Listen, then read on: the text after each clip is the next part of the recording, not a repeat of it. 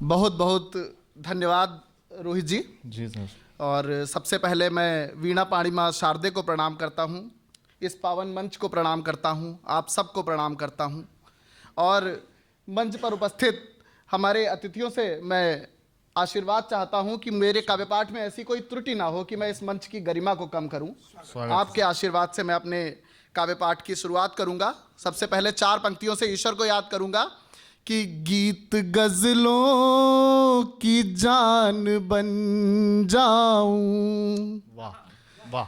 गीत गजलों की जान बन जाऊं, सारी महफिल की शान बन जाऊं। क्या बात है। मेरे मौला मुझे ये नेमत दे, मेरे मालिक मुझे वो नेमत दे, इश्क की मैं जुबान बन जाऊं। क्या बात है। वाह वाह वाह वाह वाह सूरज जी, क्या बात है। बहुत बहुत धन्यवाद सर। और जैसा बताया गया कि समय की सीमा है, तो मैं बिना किसी भूमिका के आपको यादों के सफर पे ले चलता हूं। मेरे साथ साथ अगर आप भी यादों की यात्रा कर सकें तो तालियों से सूचित करिएगा, आशीर्वाद दीजिएगा। स्वागत। कि जब जब अमराई में कोयल कुहू कुहू कर गाती है, जब जब अमराई में कोयल कुहू कुहू कर गाती है, सच कहता हूँ तब तब मुझको याद तुम्हारी आती है। सच कहता हूँ तब तब मुझको याद तुम्हारी आती है। याद मुझे है जब तुम मुझको देख देख मुस्काती थी, याद मुझे है जब तुम मुझको देख देख मुस्काती थी। आँखों से बातें करती थी, आँखों से शर्माती थी।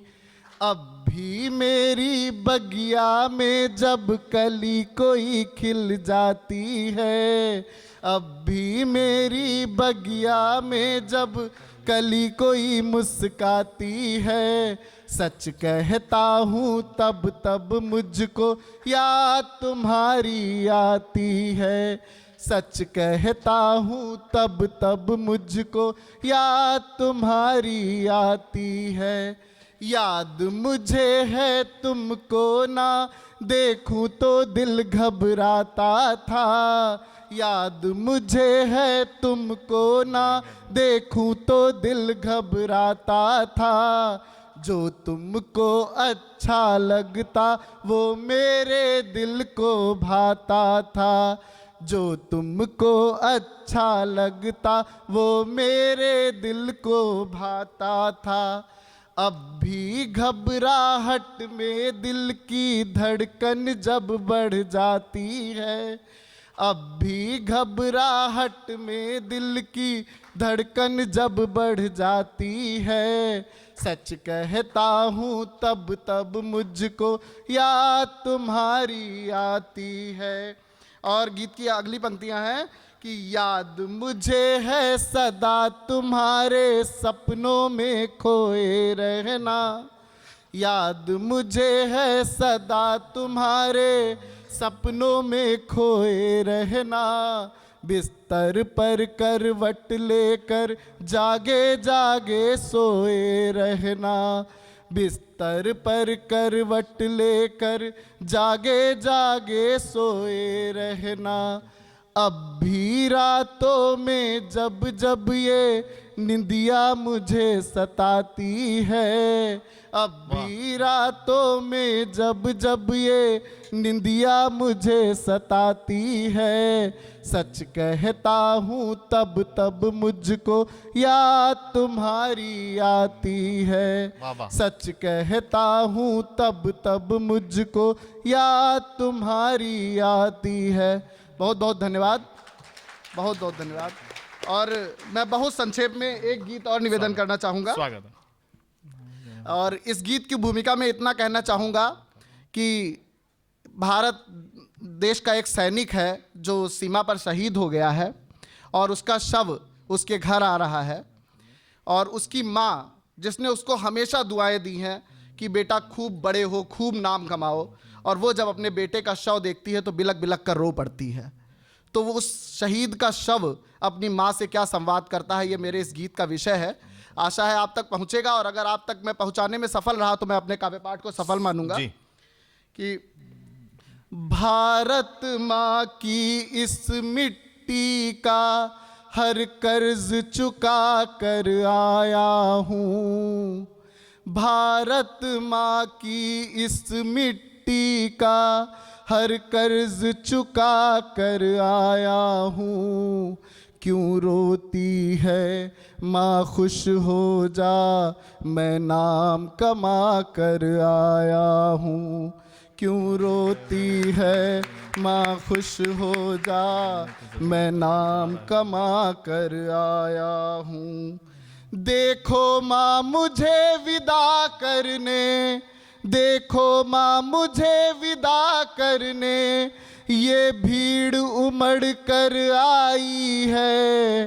अखबारों के पन्नों ने भी मेरी हर कथा सुनाई है, अखबारों के पन्नों ने भी मेरी हर कथा सुनाई है। मैं अपने जीवन को स्वर्णिम, मैं अपने जीवन को स्वर्णिम इतिहास बना कर आया हूँ। क्यों रोती है माँ खुश हो जा, मैं नाम कमा कर आया हूँ। क्यों रोती है माँ खुश हो जा, मैं नाम कमा कर आया हूँ। माँ तूने ही बतलाया था, माँ तूने ही बतलाया था, जब देश पे विपदा आई है, वीरों ने प्राण गंवा कर भी दुश्मन को धूल चटाई है। वीरों ने प्राण गंवा कर भी दुश्मन को धूल चटाई है। मैं भी उन वीरों के जैसा, मैं भी उन वीरों के जैसा पौरुष दिखला कर आया हूँ। क्यों रोती है माँ खुश हो जा, मैं नाम कमा कर आया हूँ। क्यों रोती है। और गीत का अंतिम बंद निवेदन कर रहा हूँ, उसके बाद मैं अपना स्थान लूँगा कि माँ तुझसे मेरा वादा है, माँ तुझसे मेरा वादा है, मैं फिर धरती पर आऊँगा। माँ तुझसे मेरा वादा है, मैं फिर धरती पर आऊँगा। तेरी ही गोदी में आकर तेरा हर कर्ज चुकाऊँगा। जो दूध रगों में था उसका, जो दूध रगों में था उसका, मैं मान बढ़ा कर आया हूँ। क्यों रोती है माँ खुश हो जा, मैं नाम कमा कर आया हूँ।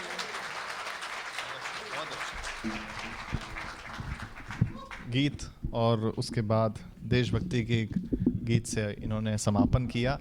देखिए, आज भले ही ये मनोरंजन की शाम है, लेकिन इन्होंने जो गीत सुनाया उसके बाद मैं तो केवल हास्य का कवि हूं, लेकिन एक ही पंक्ति कह सकता हूं कि एक ही मात्रा का फर्क है सेना के जवान में और हम में। सेना का जवान वतन के लिए काम करता है और हम वेतन के लिए काम करते हैं। लेकिन मैं तो, मुझे याद है एक दिन गीत ऐसा सुन के मेरे अंदर भी देशभक्ति जाग उठी थी सर। तो मैंने अपनी माँ से कहा कि माँ मैं आज तेरे दूध का कर्ज चुका दूंगा। माँ ने कहा बेटा पहले दूध वाले का चुका दे। 2 महीने हो गए हैं, लेकिन आप अच्छा सुन रहे हैं। मैं कोशिश करूंगा जितना भी समय मुझे बीच बीच में मिल रहा है। सर मैं आपको बताऊं, देखिए मेरा ये ऑब्जर्वेशन है, मैं जितनी भी जगह पे, एक तो हिंदी राजभाषा विभाग की तरफ से कार्यक्रम है, बचपन में हमने सर पढ़ा, हमारे मास्टर जी ने हिंदी लिखा, उसके बगल में बिंदी लगाई, तो हमने मास्टर जी से पूछा ये बिंदी क्या है, तो मास्टर जी ने कहा ये अनुस्वार है, अनुस्वार। हमने कहा मैंने सोमवार सुना था, मंगलवार सुना था, ये अनुस्वार क्या है? तो मास्टर जी ने बताया हिंदी का श्रृंगार है, श्रृंगार। तो हम घर पहुंचे, हमने देखा कि हमारी चाची ने एक बहुत बड़ा अनुस्वार लगा रखा था। तो हमने चाची से पूछा कि चाची ये क्या है? तो चाची ने कहा ये चाचा हैं। हम भाभी के पास गए, हमने कहा भाभी ये क्या है? भाभी ने कहा बेटा ये भैया हैं। शाम को जब मैं वॉश बेसिन में मुंह धो रहा था, मैंने देखा चाचा नल की टोटी से चिटके हुए थे, वॉश बेसिन के आईने पे चिटके हुए थे। चाचा को जब मैंने कमोड पे चिटका हुआ पाया, भाई साहब, मतलब क्या दुर्दशा है हमारी। हाँ? और जब मेकअप रूम के आईने पे 4-5 चाचा एक साथ मिले तो समझ में नहीं आया मेरे वाले कौन से हैं, पड़ोसी के कौन से हैं। हाँ, तालियां बजा सकते हो आप। तो मैं आपको बता रहा था, मैं जितने भी प्रोग्राम में जाता हूं, मैंने एक चीज नोट की है। मैं वन लाइनर कवि हूं, इसलिए आपको मुझे बहुत कान से ही नहीं ध्यान से भी सुनना पड़ेगा। हाँ, ऑब्जर्वेशन मेरा ये है कि ऑफिसर कोई भी हो, सरकारी हो, प्राइवेट हो, 2 चीज है उसमें। मैं खाली पहली चीज बोलूंगा, दूसरी नहीं बोलूंगा, दूसरी आप समझ जाएंगे और जो समझ जाएंगे वही तालियां बजाइएगा। मेरा ऑब्जर्वेशन ये है कि ऑफिस कोई भी हो, सरकारी हो, प्राइवेट हो, एक चीज कॉमन है, वो ये कि बॉस को लगता है कि एम्प्लॉय को कुछ नहीं आता है।